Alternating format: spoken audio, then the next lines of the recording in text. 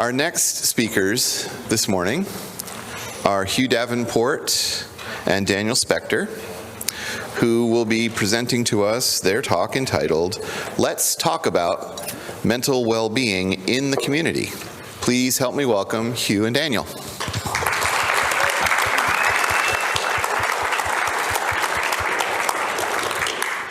So first off, I have to thank my employer, API Metrics, for flying me here and paying for my hotel. They're awesome. API Metrics, you can guess what they do. A note to the people here and the managers who are also, coincidentally, people. If you are running a security team, the mental well-being of your staff is also one of the factors in how well they perform and do their jobs. So you want to support them in that.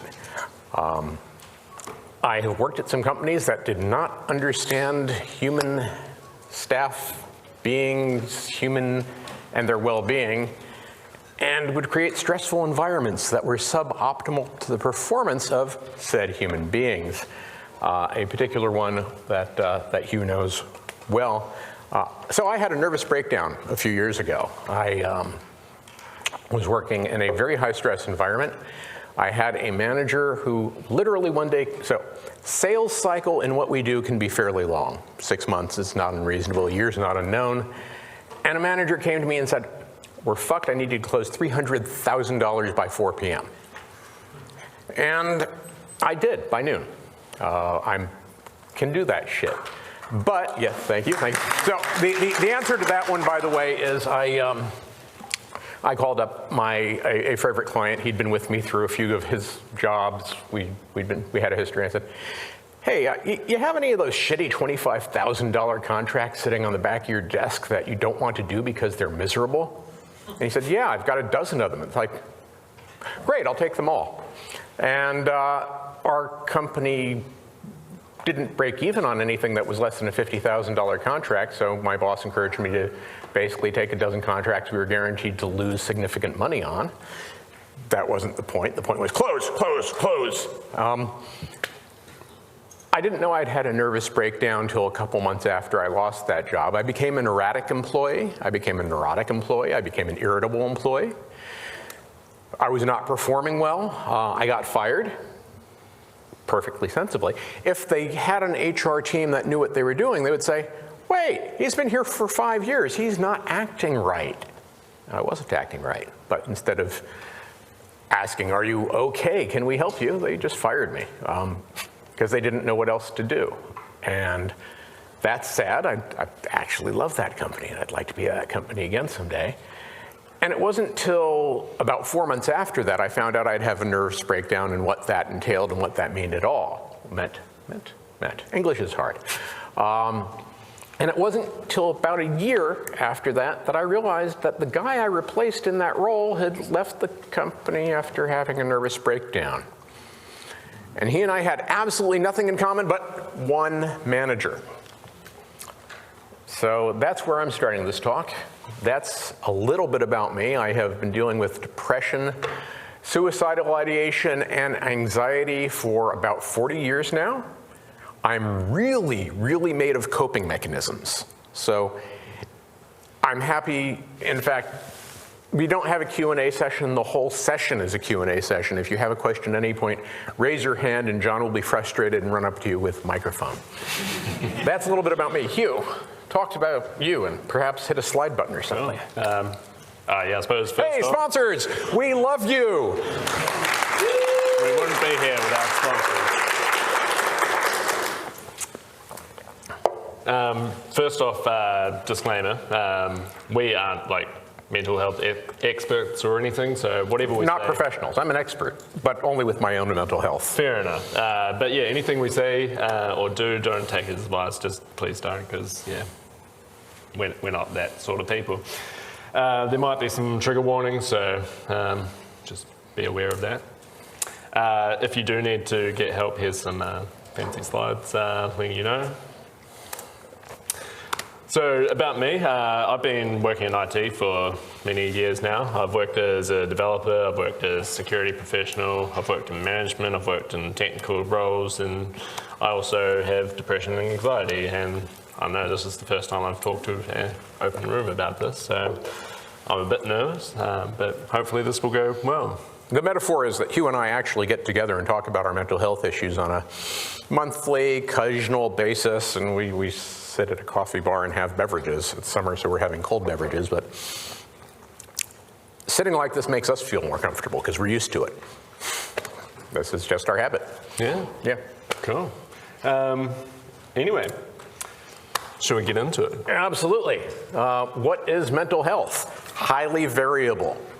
Your mental health is your mental health. My mental health is my mental health. They all look slightly different, but they all have in common an ability to agree to a consensus reality and function in a society in a typical way. There are people who don't fit in that who are perfectly mentally healthy. My partner is autistic. She's mentally healthy, but she doesn't fit in society in quite the same ways. Don't judge other people's mental health, but do talk to people and ask how people are doing, especially, again, if you're a manager. Don't just say, are you going to complete this on time? You can say, how are you doing? Leave it open-ended. Let them talk about how they're doing. Make it safe for people to talk about how they're doing. Make it acceptable, and yeah, if someone says they're not having a good day, like that's all right if you're not having a good day. Yeah, so the initial bonding with Hugh and I is Hugh and I came up to me at a work drink and said, so how you doing today? It's like, I'm depressed. Nobody'd ever said that to him before. It kind of put him off his feet, but I've been trying to live with the fact that I'm depressed and stop hiding it for a while now. And so if I'm feeling depressed, sorry, if you ask me, I'm gonna, sucker, I'm gonna tell you how I'm feeling. And make it safe for people in your teams, coworkers, managers above you, managers below you, to be honest about how they're feeling and if they need support. And again, any questions, just raise hands. So while we were making this presentation, we found one webpage in particular from some Bible.ca, so I assume some religious people in California, basically. Canada, sorry, I can't even remember what Kanakistan for those of you who are from the north. Turns out Daniel and I are both sinners because we have an illness, and apparently that's not. Yes, there's a God that loves us by making us feel really miserable, anxious, and having a hard time coping. This is bullshit. Depression and anxiety have a lot of different flavors.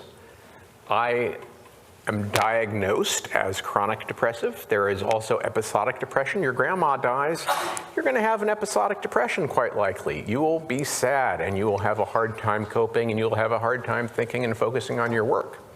And that's normal and that's an appropriate response. There are also chronic conditions like the chronic depression I have. It's just fucking chemical imbalance, people. My brain does chemistry badly. And there are a lot of remediations one can take. One is affecting the chemicals directly. There are pharmaceuticals, legal and otherwise, that you can take that can help with this, and you should talk to professionals about this stuff. We are not professionals. But there are also things you can do, what we generally call mindfulness. So Hugh and I both walk. I walk a lot. You'll find me never having less than about 5 kilometers a day.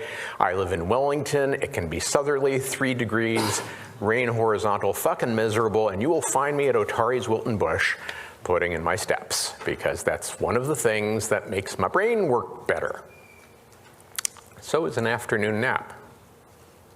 Just for whatever reason, power cycling my brain. If I can get 2 minutes of solid sleep, I'm back on it, and I'm doing much better.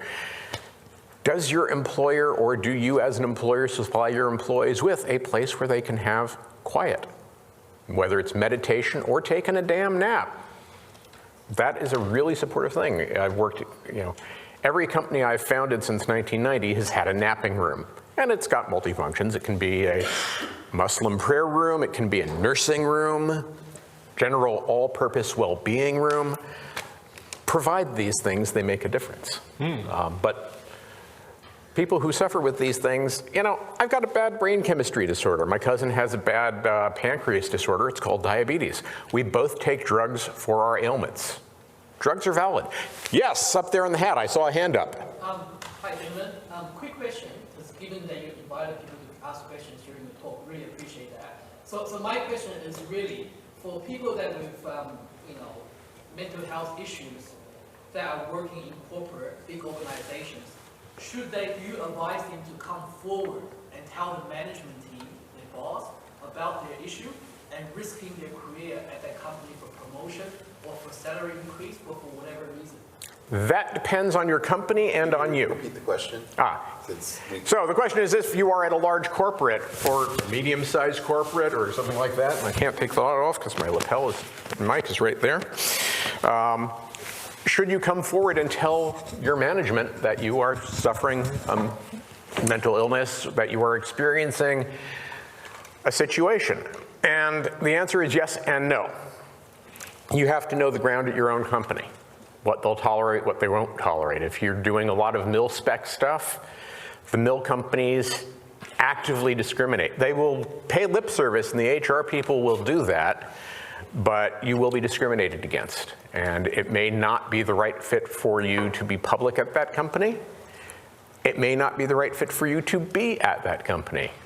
I have a policy, the luxury of being a consultant. I don't work with assholes. And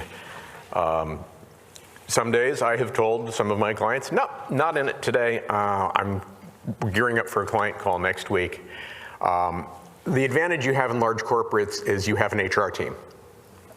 And they have legal fiduciary responsibility to keep your shit secret and to support you in finding support. You have to judge whether you can trust your HR team, whether you can trust your company. If you can't be you and trust your company, we are blessedly in an industry where our skills are always in demand. You can find a better employer. Yeah, I guess my trouble with that issue is every big corporate will say, blah, blah, blah, we support mental health, we're open, we can cope, we can deal with it, we will help you. But under the surface, the root cause of that problem is that people will view you, or generally speaking, will view someone with mental disability or mental issues as someone that is not as efficient at their work or need a team. I mean, that's just a fact, right? Would you agree? No, I won't agree that's a fact because I have had experience of being the top performer in a company and also being public about having mental illness problems. And the one thing that management does not like is people who buck the trend and can perform. And if they're truly a performance-oriented organization, they'll work hard to keep you. If you're having, and at the company that I got bounced from, I was not performing anymore. I mean, I was performing, but I was being a bastard to work with. And they didn't ask the underlying question of why is he being difficult to work with? Because they just didn't know. They didn't know how to do management of people with mental illness. And it's a challenge, and I don't know how to address it. It's a case-by-case basis, and it's what company are you working for, and how are they going to treat you? And it's treacherous, and they may not. Okay. Yeah, sorry. There was a request to repeat the question to which you were responding. Yes. The question is on the topic of should you be public because they're going to fire you, or they're going to side rail your career because you're one of them crazy folks. And the answer is you have to take it on a case-by-case, company basis, and also be able to analyze your value to the organization. Do they want to keep you, or are they looking for an excuse to get rid of you? If they were following the laws of what they're supposed to do, it wouldn't be a problem. But I have a cynical view here. Please forgive me for my cynical view. Who here has gone to university and knows somebody who went to university who majored in HR? You did HR. You're the first person I've ever met. No, but the thing is, I'm neurodiverse, I'm autistic and ADHD, I'm very, very open and public about it. But yeah, I actually went to AUT to go get a diploma in business, and I actually studied HR because I'm actually writing a book about neurodiversity and HR. That is but yes. That is awesome, because Sorry, I'm going to jump in and try to summarize what you Yeah, said to make summarize, sure it gets on the stream. So one of our attendees actually is majoring in HR and writing, oh, you did, and is writing a book about neurodiversity and HR. So I'm excited about that, especially from the neurodiverse aspect, because. Yeah, the reason I'm writing it because it's completely missing. But you went to study HR as a tool. No. I pulled out. I got bullied at AUT, so I'm not getting Yeah. that university. And you can check me on this. Most of the people I've met in HR have gotten to HR as a failure mode from a marketing degree or a psych degree. Not you, but most of the ones I've met. Very few people planned on HR. Cybersecurity from. Yeah, and you went into it with a task in mind. Yeah, to do postgraduate study, I wanted to do my master's. I'm looking forward to your book. Yes, I'm trying to finish it. Let's do another slide. and if you would, maybe mention AppSec NZ and tweet about the book. So this is our slide as a reminder that as security people, as security managers, wow, 10 minutes left. We've already blathered 20 minutes. I talk too much. The people you manage are part of the security that you're delivering. And you want to keep the team that you manage fed and happy and healthy, and check in with them about their well-being. Because if you're doing, red team exercise after red team exercise 6 a week, perhaps you should drop it to 2 a week and let people have emotional recovery time. There are racehorses in your groups. Not all people are. Yes, John, you're looking like. No, actually, I'm going to turn around so I can see if anyone's asking questions. Right. Wise choice. You talk for a while. Cool. So a lot of people don't really understand what depression might be. A lot of people seem to think that depression might just be you're feeling sad. And sometimes you are just feeling sad, but then sometimes you do have like a depression which might last a lot longer. You might not have any reasons for why you are feeling that way. You might not feel like you have the energy of like getting up and doing things. And you don't know what to say, and you don't know how to tell people because you feel like no one's going to understand what you're going through. Is that basically how you would see your depression? I have an infinity of depressions. But I did have a depression back in the 90s where I woke up one day and it's like, wait, it's July. I thought it was January. I lost 6 months of my life. And this is when I started developing coping skills. So the coping skill I developed with that one was the success journal. Every day, at the end of the day, I would write 5 things Daniel succeeded at, putting it in my first person name and everything. And some days it would be put on clothes, made breakfast, ate breakfast, successfully watched 6 hours of television. And that's what I was capable of. And I was very lucky that I was able to scrape by and make the rent on savings. And at the end of another 6 months, I was able to, wait, it's December, what happened? Oh, I've been staying alive. I've been really good at staying alive. And that is one of the coping skills that I learned. Another one that I will always yell about is hydration. Your brain doesn't work if you don't have water in your system. We're made of mostly water.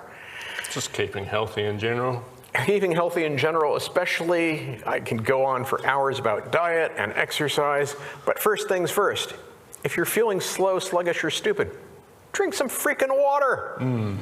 I mean, on the exercise front for me, like sometimes I feel like I just can't be bothered getting out of bed and can't be bothered like going for a run. So I'll kind of tell myself, I won't do a run today. I'll do it when I feel better. But what I now know is if I go for the run, even when I'm feeling like shit, I'll probably feel better afterwards because exercise really does help. You'll never find me going for a run. Walking's also good. Walking's good enough. Sometimes sad is sad, sometimes sad is SAD. Seasonal affective disorder, no really, it's a thing. I have frequently been on various drugs to deal with my depression, and there is a basic rule. If you're going to try to use fewer drugs, you start that in the spring when there's more daylight. You don't start it in the fall when there's less and less daylight, because I'm daylight powered. Now there's great technology we can get that includes blue lights, specific spectrum blue lights that mimic certain types of UV that will actually help with your SAD. It's a few $100 for one. Spend the damn money, you're in the industry, you can probably afford it. How to help your friends? Talking. I think. Talking. Yeah. Eeyore. Do we all know Winnie the Pooh? Yes, we have a question up there. I should probably hand the mic to someone more spry.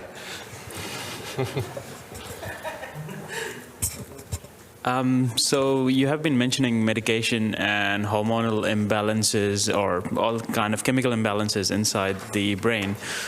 At what point did you personally decide that, hey, I need medication to fix this, or can I like naturally remedy myself out of depression? Again, it depends on the person and the depression. For me, I can do a certain number of things, and at some point, back in the 90s depression, I had a great tool. It was called, I'm divorcing you if you don't see somebody. This was a form of That loving one support. works. My partner was at their wit's end, and there was no amount of support they could give me, and there was no amount of support I could give myself, so I went and saw a professional.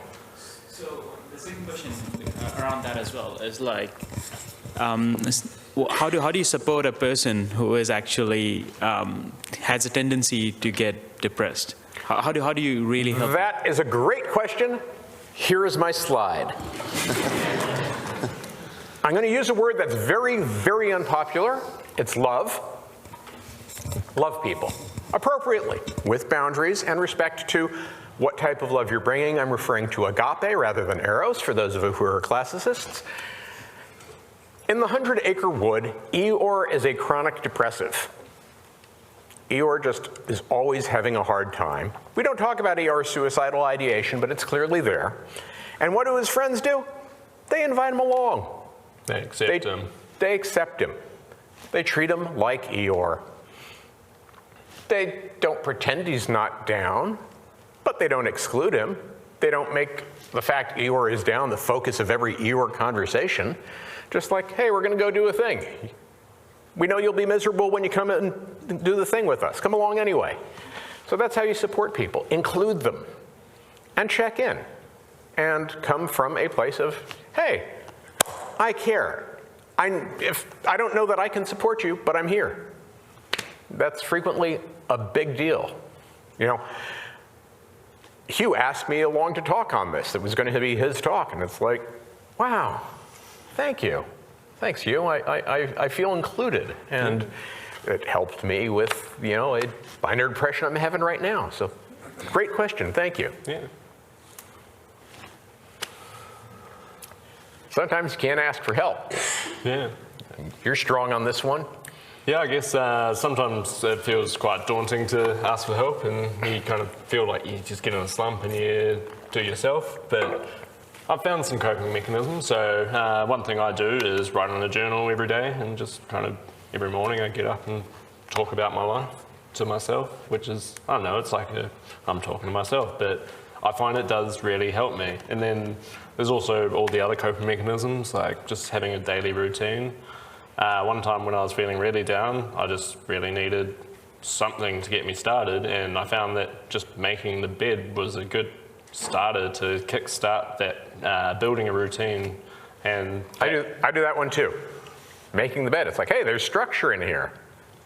I like structure. I found I'm staying at a hotel in town, and I made the bed, but then when I came back, I found that they made it again, which I was like, okay, what is? Does that make you feel not good enough? Oh, maybe. I mean, my making the bed's not like perfect, but yeah, I guess when you can't ask for help, you need to find those coping mechanisms that help for you to get you to the point that you can feel comfortable talking with someone and reaching out to friends and just seeing who's around and try and have a chat with someone in a space that you feel comfortable talking.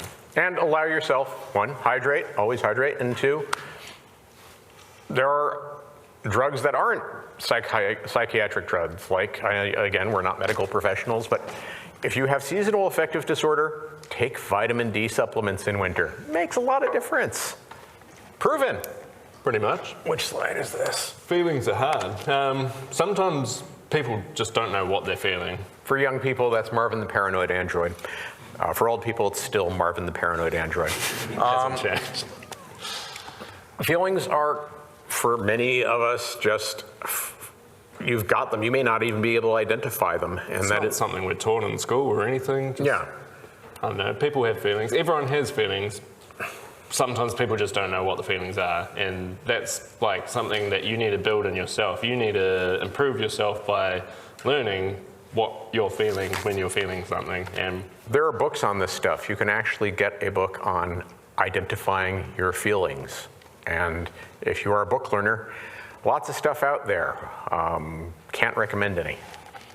I'm not paid by the publishers. there's lots of stuff. Should we talk about anxiety? So, anxiety. I am diagnosed as an episodic anxiety person and a chronic anxiety person. This slide is me, but my hair is prettier. I can be anxious about anything. I can be anxious about this talk. I can be anxious about the flight home today. And it's just a matter of learning new coping mechanisms. I am an endorser of pharmaceuticals.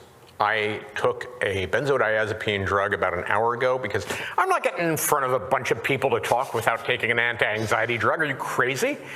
I am, but You're not crazy. I fret. I fret terribly. I am also, when we won't, I'll do a full talk on perfectionism another day. Perfectionism is the most crippling thing, because I can go into an anxiety spiral by grabbing the wrong pencil. It's like, oh my God, I grabbed the wrong pencil. It's big. It's completely irrational, and among the coping tools I have are meds. I have one med that I take 3 times a day to deal with chronic anxiety, which is different from episodic anxiety, as chronic depression is different from episodic depression. Oh, we've only got 4 minutes left. Let's hit another slide.